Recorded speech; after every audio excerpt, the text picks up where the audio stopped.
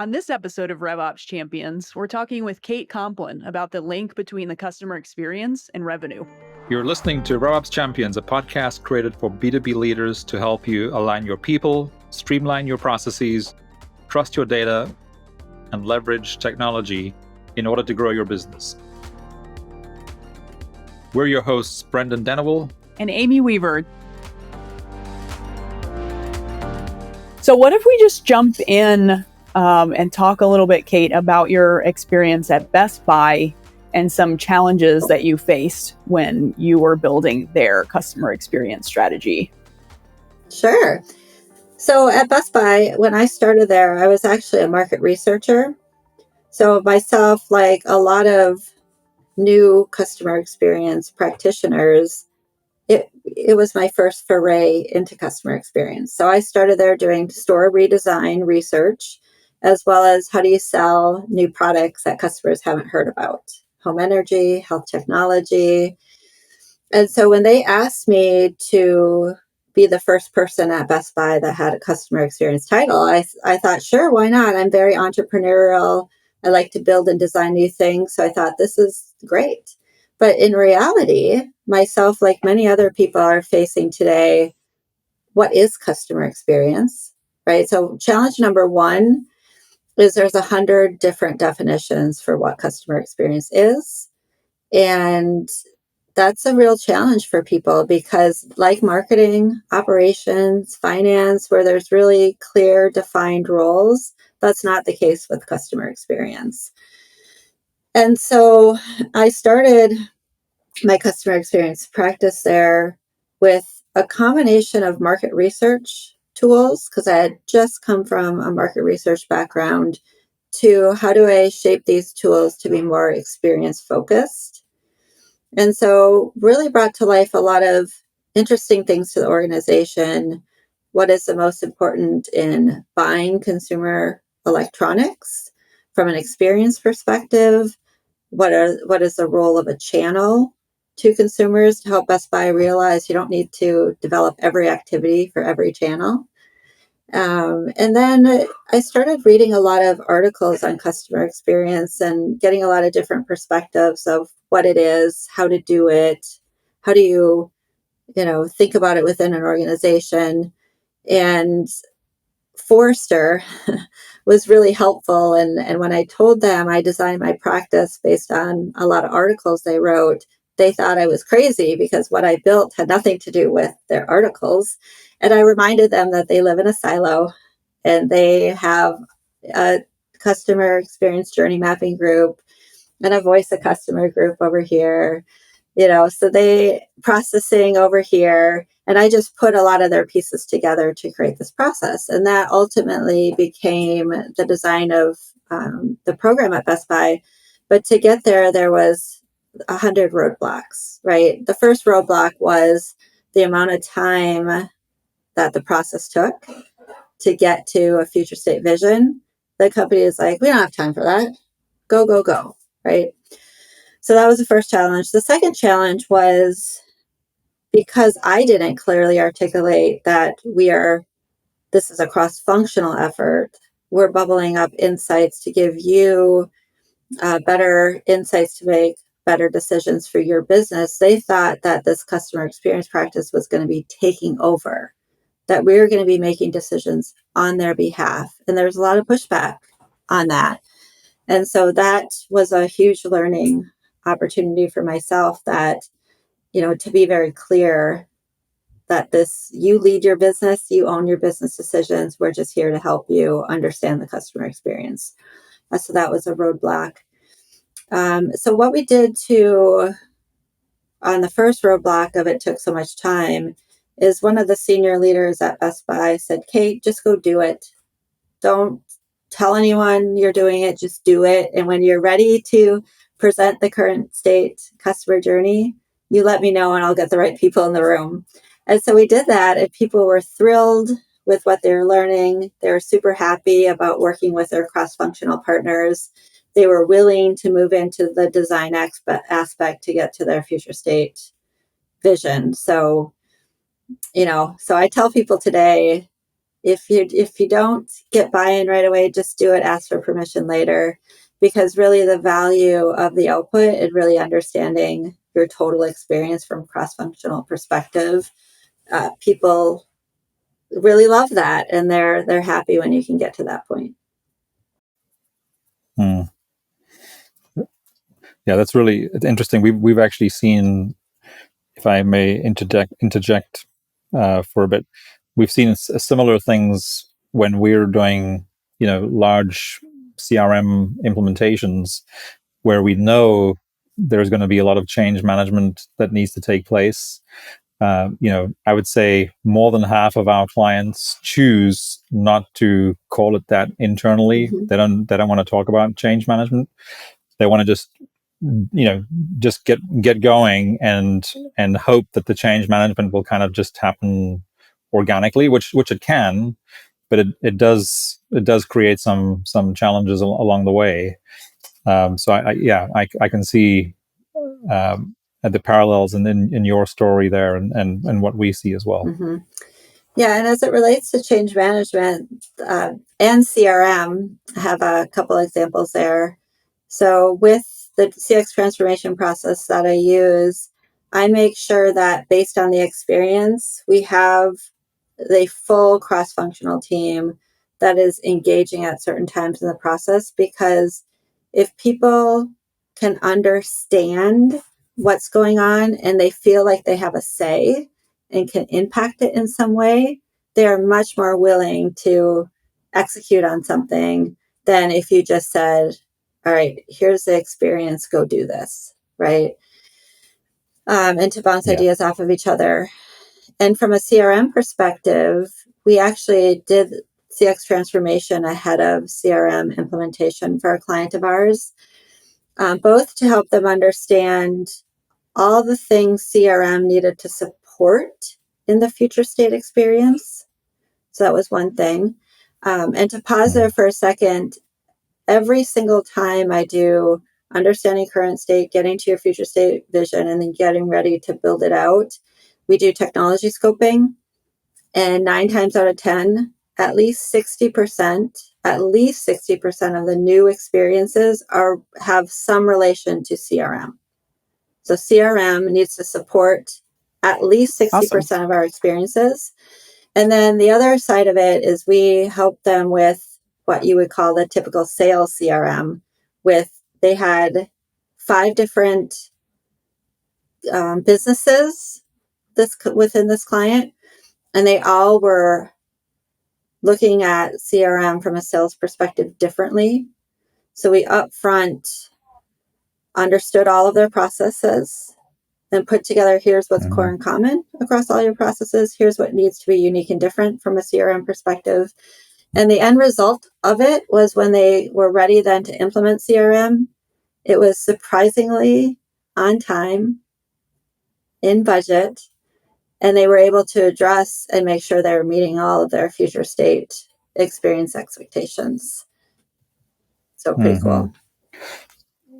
Yeah, that's actually another interesting, sort of parallel where, so about 5 years ago, right after we started doing what we called, full stack CRM implementations, where we were, implementing cross-functionally, marketing, sales, and customer service. One of the things that we noticed was that, we're more focused in the mid-market, so companies with 2,000 employees and smaller. Whereas, obviously, some of the experiences you're talking about are, way bigger companies, where again you have different challenges when it comes to transformation and implementation. But one of the things that we noticed earlier on was that, companies were really bringing us in to increase the internal efficiencies, and they weren't even thinking about customer experience.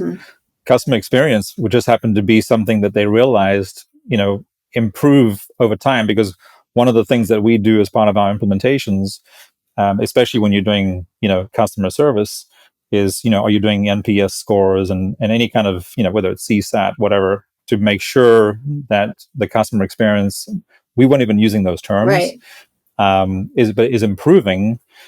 And it was crazy in those first couple of years. Everyone was like, wow, we were implementing the CRM to create internal efficiency, Mm-hmm. but one of the biggest benefits was, in fact, our customer experience just went through the roof. Uh-huh. Yeah. So we always talk about, they're two sides of the same coin. Right. Yeah. And actually, the last 6 years when I was in consulting, my focus has been on mid-size clients as well. So since Okay. I've left Best Cool. Buy, it has been on the mid-sized client base. And as it relates to internal processes, one of the things that we've been doing is overlaying the customer experience understanding. So all of our qualitative research we do around the customer experience, and we overlay it on top of the process map. So now you can start to Mm-hmm. see where are your internal processes causing either employee issues or customer issues. And then we're able to highlight on the process maps, where do we want to design around improving the process? And so instead of just designing Mm-hmm. around the experience, now we can design both around the experience and the process as it relates to improving the customer experience. Yeah. It definitely. Yeah. Anyway, we could talk all day about all these interesting little things, but Amy, I won't derail us Yeah, at this point. why don't we launch into your experience with Avtex and Tech Digital, Yeah. and talk about the challenges that were similar but not, moving from the retail side of things. Yeah. No, that's a good question. And actually, it sort of goes back to the first challenge I talked about is everybody talks about customer experience in a different way. And so for me, one of my first challenges were, technology talks about that technology improves the customer experience. And it can, and it does. But without the context of what are the challenges in the experience, it's difficult for technology to solve problems because technology can be set up in thousands of different ways. And today, with so many technology companies being able to do many, many different things, whereas in the past, maybe 10 years ago, you'd have to buy 10 systems to do 10 different things. Now you can buy a system or two to do those same 10 things. So, one of the first challenges I had was, how do I help my technology partners at Avtex realize the value of doing some upfront customer experience understanding to then show how the technology was going to solve those problems. And then you're basically able to sell the technology.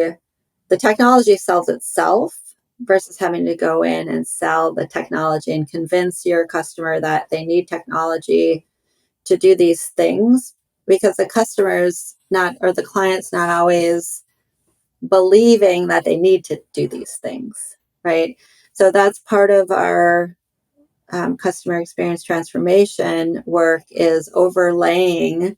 So we, from the very beginning, will start to understand the role of technology in that experience, both from the employee's perspective when they're having to interact with different technology systems throughout the experience, what's hindering a good experience, what's helping with an experience, how is technology solving problems or not, so that when we get to current state, we can have an analysis of all the technology and the role it's playing in the experience. And then when we get to that future state vision, and these are the new experiences I want to build, being able to show the customer with these technology solutions, if you turn these things on or turn this off, the salesperson no longer has to sell the technology because the client wants these new experiences enabled. And if the technology is going to do that for them, sold. So we had another client who took this current state understanding and future state vision and built their entire technology platform off of the experience. And that, they spent millions and millions of dollars, but they were seeing the benefits of having their technology systems support the experience. And like you said, Brendan, showing the NPS is dramatically improving over time by making technology decisions based on the customer and the employee experience. Right. Yeah. Yeah. And of course, we didn't. Yeah. I mean, that was, of course, the other sort of the continuation of that, where we saw sort of customer NPS scores improving, when we then started measuring, employee experience, that was also going up and to the right continuously, which of course, in the last 4 years, that was almost more important than customer experience. But of course, they're both critical, and they will both be critical for as far out as I can see, anyhow. Yeah.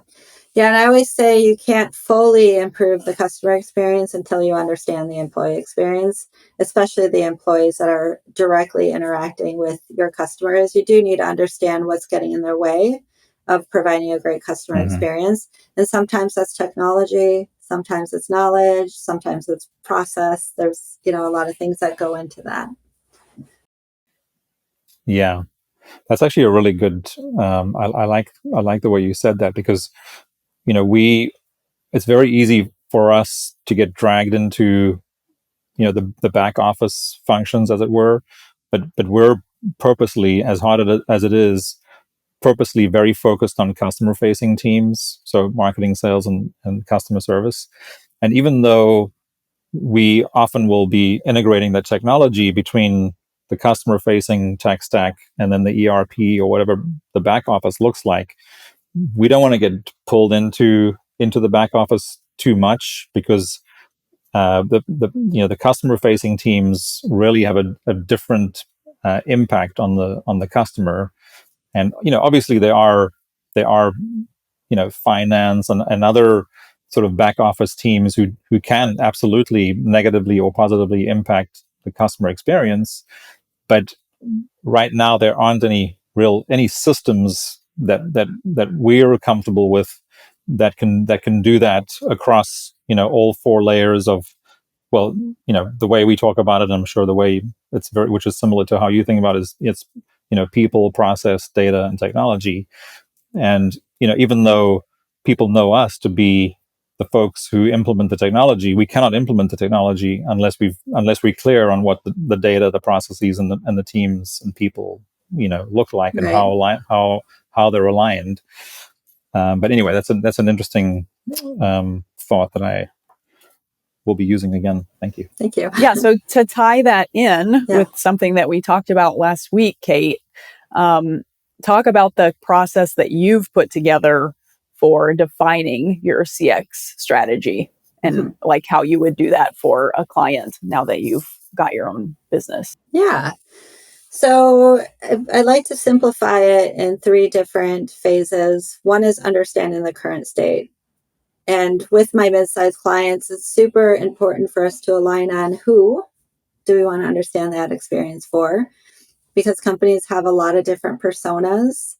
And it's not only about, who's your bread and butter, because we want to make sure we're not messing anything up for them, but also who do you believe you should be doing more business with and you're just not today? Or which customer base are you losing, which you don't want to lose or don't think you should be losing?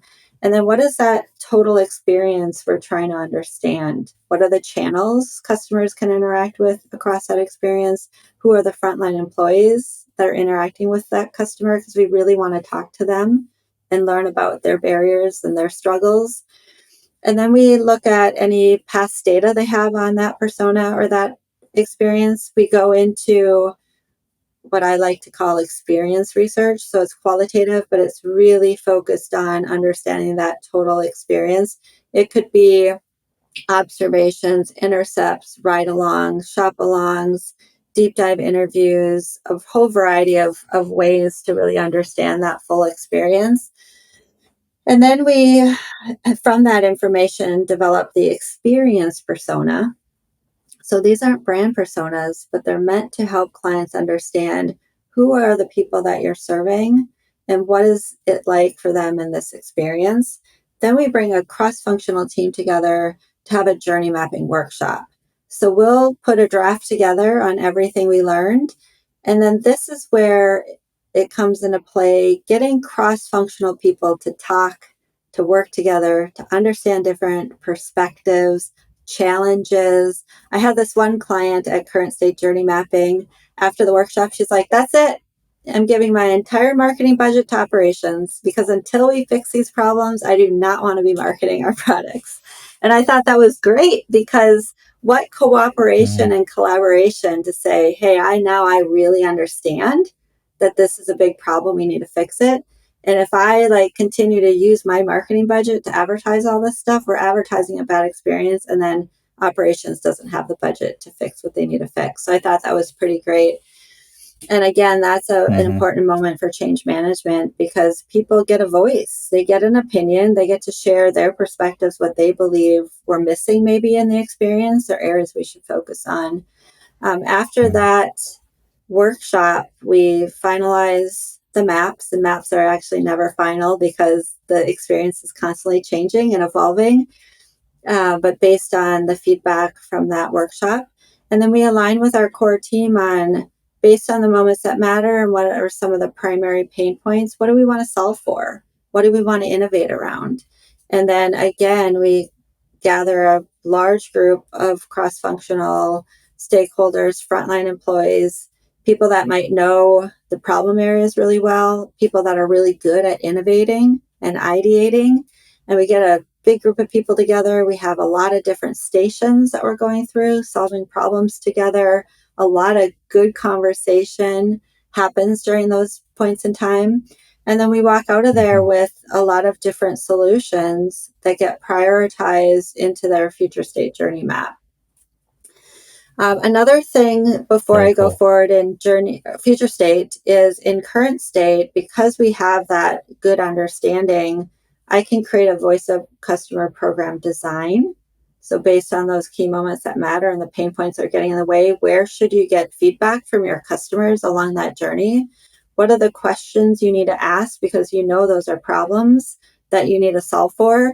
So then when the feedback comes back, it's really actionable because it's based on those moments, it's based on the problems. It will get leadership's attention that these are actually areas we need to invest in, we need to improve. So another way to really start to see your NPS scores or other overall metrics improve. Other areas companies can benefit is sales training. So if you know the experience and where problems are going wrong, you can retrain customer facing employees on, how to deliver a better experience. You can use it for marketing content mapping. So mapping out content, is it in the right place? Are we missing content? From a communication perspective, along that journey, where are we communicating to our customers? Are the messages relevant? Are we sharing things too early, too late? So there's a lot of rich, important information or tasks you can do with current state. By the time we get to our future state customer experience or your CX strategy, again, a lot of ideas come out of ideation, sometimes many hundreds. And so how do you consolidate those, theme those, get those to be the best ideas? And then we have an alignment again around what we want to bring forward. Once we bring that forward, the very next step is to do technology scoping. So if they hadn't done it across the whole project, because it is more time consuming, more expensive, but you do end with a technical architecture roadmap that's, 2 to 3 years long of all these different stages of technology development, because a lot of experiences can be tech heavy today. We do light tech scoping. And then we do this with IT. So IT can start to have a voice and start to understand the experience we're trying to deliver. And then it starts to show, oh, look, like I said, CRM is involved in these 8 out of the 12 experiences. You actually can't build these out unless your CRM is operating in a unique way to make these experiences happen. And then we go into roadmaps. When are we going to start to build this out? So we put a now, next, later framework around it at first, and then we start to put timing around that. That roadmap is really based on both IT effort and customer pain. So the things that are most painful, we want to try to fix first. and trying to balance that out with the IT effort. And then finally, project charters. So for every future state solution that goes in your CX strategy, who are the people? What are the risks? What are the gaps? We talk about the metrics and different things like that. So the team that takes it over to build it out has a lot of good information and guidance on, what they need to deliver on. Really cool. Yeah. Well, I have a couple of questions, Sure. Kate. That was really helpful. So, because you have a unique perspective on, with your experience having worked in B2C and B2B, what, from your perspective, are the similarities and the differences when you're doing this for, a B2B organization versus a B2C or vice versa? Right. No, that's a really good question. So B2C, hundreds of thousands of customers, right? And so you're trying to understand what's important to a group to the thousands. Like, what are some of those themes you should be paying attention to? How do you get more personalized? It's a little bit easier because you have a lot of times, like in retail, for example, they're selling to that end consumer. So you can get feedback pretty quickly. On the B2B side, you have few but very important customers. That customer base needs to know you really understand them, their needs, the products and services you're offering are very specific to their individual needs. If you lose a customer, it's a huge deal because that could mean hundreds of thousands of dollars of volume. And so it is critically important for B2B companies to understand their customer experience, their direct customer, which could be a Walmart, it could be a bakery down the street, and to really understand, it's a little different because sometimes I think of core and common versus unique and valuable. So with B2B, like, what are the core and common things that you just have to do that are going to please all customers? But it's even more important for B2B to understand what's unique and valuable about each customer and to make sure that you're meeting those needs, just because it is so critical.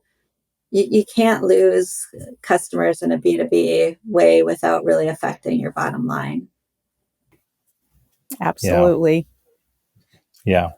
We talk a lot about, because obviously we're pretty much in the B2B space, completely. And we could just kind of talk about the fact that we're in the relationship business, enough. Because it's so critical to your point. Every client and every person working within a client team, is unique and valuable. And the better you can understand and serve them, the better that relationship will be. Right. So that's a really good. I like that. Thank you. And then the other thing that we often run into, because again, ultimately what we're doing, which is why I was so excited to have you on today, it impacts customer experience, right? Absolutely. And you talked about personas and customer journey mapping and what have you. And one of the things that's been really difficult for us, because there is no, especially not yet today, even though it seems to be changing and improving, it's really hard to determine who owns the customer experience in an organization, because there are not a lot of companies, at least in the mid-market space, where you have a CXO. And so then the question is, well, is customer experience, as critical as it is it owned by the CEO, the COO, the CMO? Who owns customer experience? And of course, it's challenging because it's a cross-functional thing, which of course has been, I guess, one of the sort of the most consistent trends in the last 10 years has been that everything has become cross-functional. You already alluded to this earlier on, where 10 years ago you needed 10 systems. Now you can have one system with 10 teams, on one integrated system. But the one elusive thing is still who owns customer experience. Oh my gosh, that is such a hot button. And people have many different perspectives on this. Me personally, I really do not like when people say everyone owns the customer experience, because even if there are nuggets of truth to that, it just makes nobody know what to do. If everyone owns it, where do we start? No accountability. Yeah. Personally, I think the CEO should own it. It makes it super easy from a customer experience focus if the CEO owns it, because it really should tie tightly with your strategy. And so to define what are we going to focus on this year as it relates to the customer experience, if it's tied to your strategy, it makes it easier. If digital, so you can talk about channel owning the customer experience. And if a channel owns it, then all of the priorities become focused on that channel, which then you've just sort of lost this. Well, what about store? What about contact center? If you say marketing owns it, they then sort of evolve it into this brand story, brand message, which is elements of that, but that's not customer experience, right? And so CEO, in my opinion, should own it. Direction of what experiences should be focused on that year should come based on the strategy. And then that then determines the cross-functional teams that should be a part of that customer experience strategy and planning. Yeah. That's really good. Amy, what else do you have? Well, I think we have to hit on the important question of how does improving the customer experience tie back to revenue? And you've touched on it a couple of times of like lost revenue opportunities for sure. But, the bottom line is the bottom line, right? Like why should people care? And it's revenue. So if you could dig into that a little bit, I guess. Yeah, sure. And I'll give an example that I think is easy to get your head around. So let's just talk about the contact center for right now. So as calls are coming in, agents cannot solve most of them.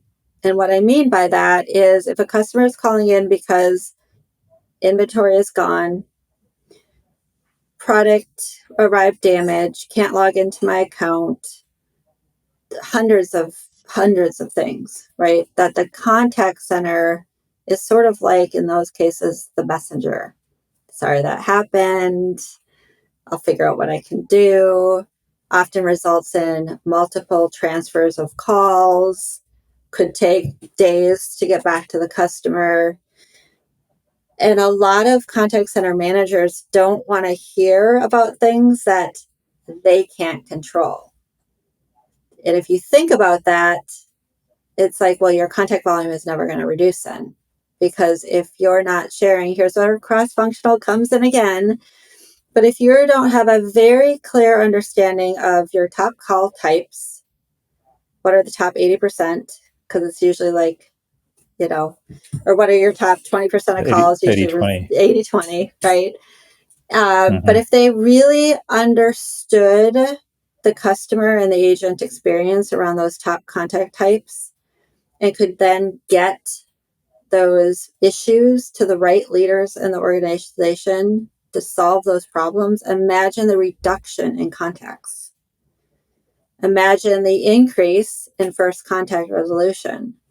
All of that stuff directly relates to the bottom line and agent retention. I don't want to be an agent if over and over and over and over and over and over again, I have to say, sorry, that's happening. Sorry, that's happening. Sorry, that's happening. There's nothing I can do. That's very draining on the agent. And I actually have been blogging about this recently because I just think of these poor agents that are constantly getting trained, show more empathy, better listening skills. Well, all that's great, but if you can't solve the customer problem at the end of the day, does that stuff really make a difference in the customer experience? A little bit, but at the end of the day, you're not solving problems and you're continuing to, be a large cost for the company. Well, and to your point about the employees' experience, they're not empowered So they're just going in every day and getting beat up on the phones. Exactly. Yep. And it's so important to be cross-functional. That's a really good example of needing to be cross-functional.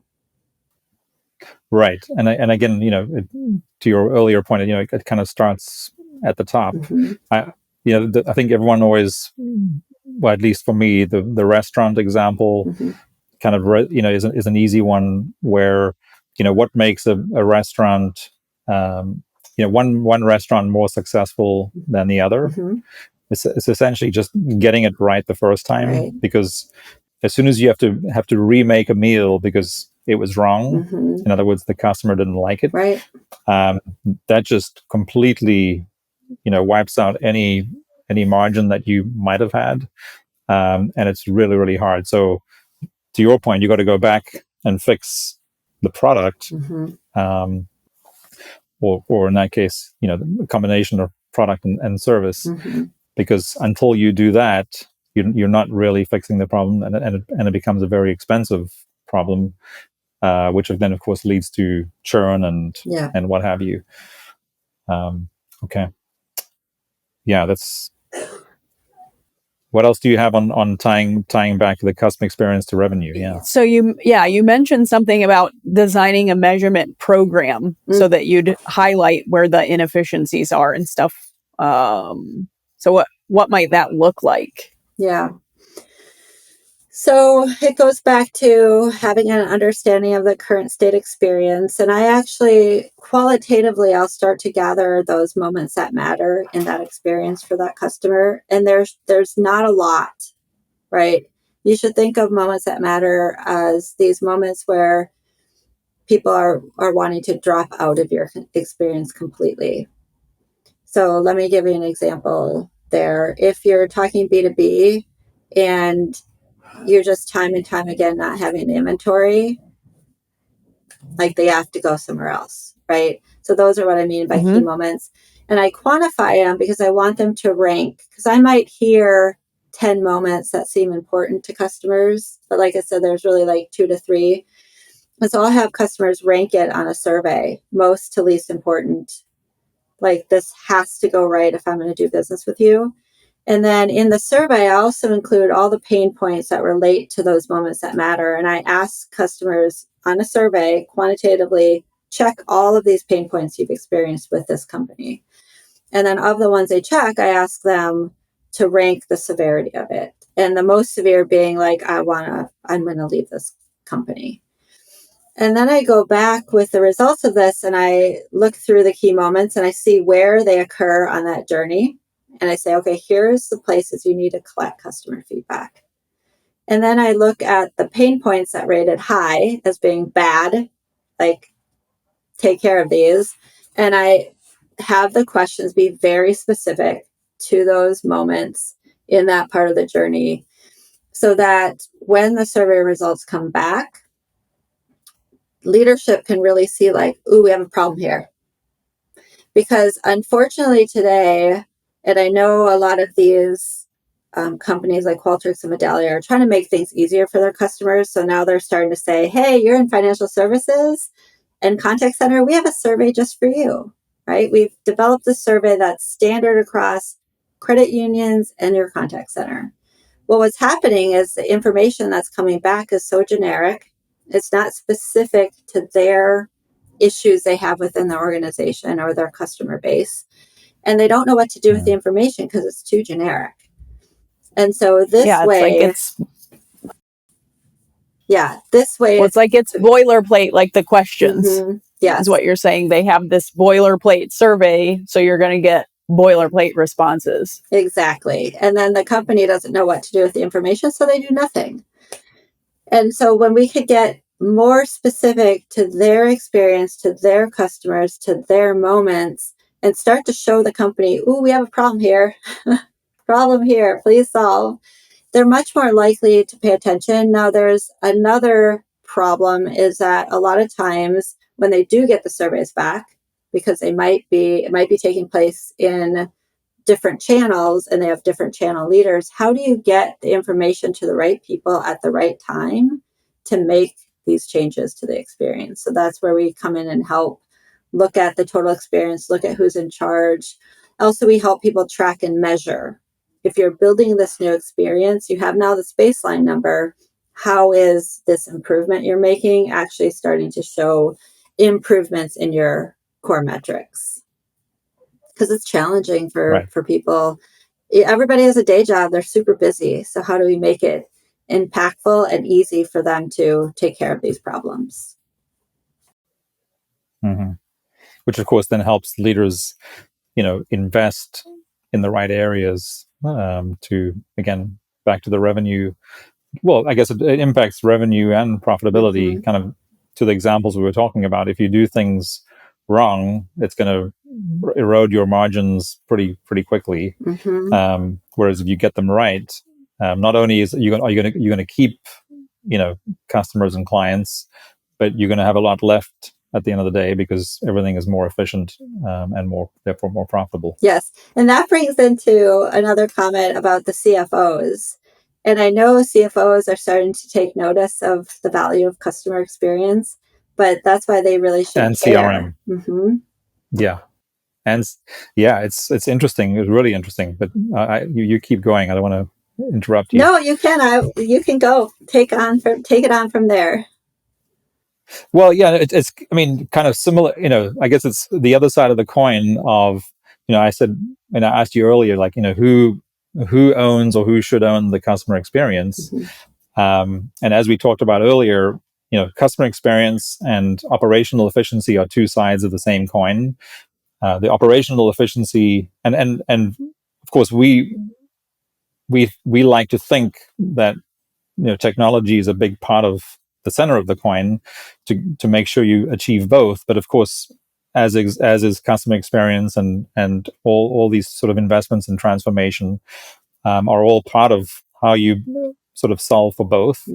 But what we've seen, as the buyers in our situation are completely cross-functional and is essentially the entire C-suite, the CFO is suddenly having a much bigger voice because now they have, especially if once we've implemented the CRM and everybody's clear about what the data is from marketing through sales through customer service, the CFO loves that, the fact that he can now track, or they can now track all that data to allow the CEO or the COO to make decisions that are going to keep improving those areas, so they continuously get better. Yeah. So you're driving revenue up through customer experience ultimately, and you're increasing profitability because of the efficiencies that you're creating by identifying and fixing problems faster.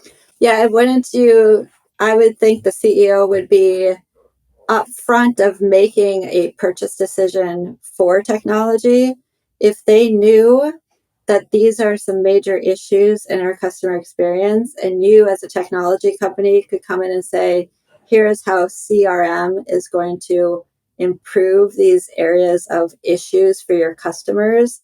I would think the CFO would feel more confident in signing over the money to do that if it could be directly correlated with improving the customer experience. So it's kind of like double value, right? I'm going to be able to track these improvements. And I also know that adding this technology is actually going to solve some of our customers' biggest problems. Right. Yeah. Yeah. And it's interesting to, one of the things I've learned in the last couple of years is also, just the different types of CFOs. You have some CFOs that are more strategic and forward thinking, whereas, for me and many others, CFOs always got sort of grouped into the category of, well, they're always, measuring what's already happened. But when you have a CFO who's really strategic and forward looking, which we're meeting more and more of those, it's amazing, how they suddenly become part of that decision making process and a very important one. Right. Yeah. Have you worked with many CFOs, or is it usually a CEO role that you would be? Yeah, so it does actually, the C-suite in general, whether it's a CMO, sometimes it's a CMO, sometimes it's a CDO, Sometimes it's a CEO. I would say from a CFO, that needs to be more of my focus. They tend to come in either to approve the project or as you're getting to your future state vision. But it would be more advantageous if they could be included up front so they really understood where they needed to keep tabs and awareness of what we were learning, so that when it does come time for investing in technology or investing in improving operational inefficiencies, things like that, that they would, or having a voice of customer program, because a lot of people don't want to spend the money. And I completely understand why, right? If the results are not actionable and if they're not getting to the right people, why would you invest in a program?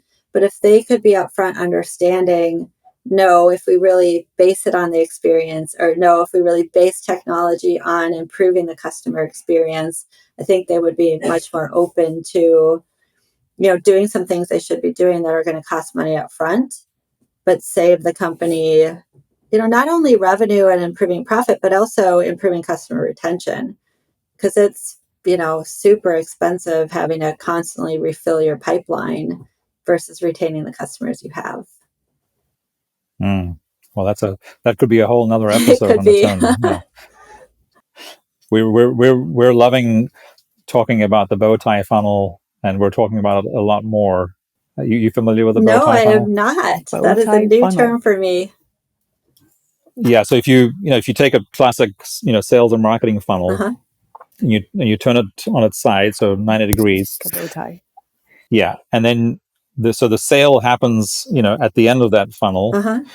but then they become a customer or a client, and then you have the other funnel, which is essentially how the lifetime value of that customer, and the more you work and look at this, the more you realize that the right side of the funnel, which is once they're already a customer, is far more valuable than the left side of the bow tie funnel. So yeah. And when I think of that analogy, with it going this way, is customers sliding right out. Like, how do you prevent them from slipping right out of that funnel and keeping them in the funnel? Right. Yeah.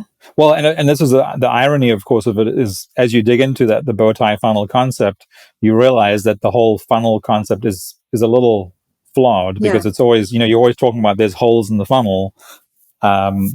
So you need to keep refilling the top of the typical, the classic sales and marketing funnel. Well, but that's, again, super inefficient. Right. If you could just be better at getting the customer and then making the customer really happy through a good customer experience, and then keeping them for the longest time. Right. I don't know a business who wouldn't want that. Right. I don't either. Well, Kate, thank you so much. This was super insightful and a lot of fun. I look forward to having some more conversations about our common interests. Yes, thank you for having me. I've enjoyed it quite a lot myself. Did you enjoy this episode? Find more at RevOpsChampions.com.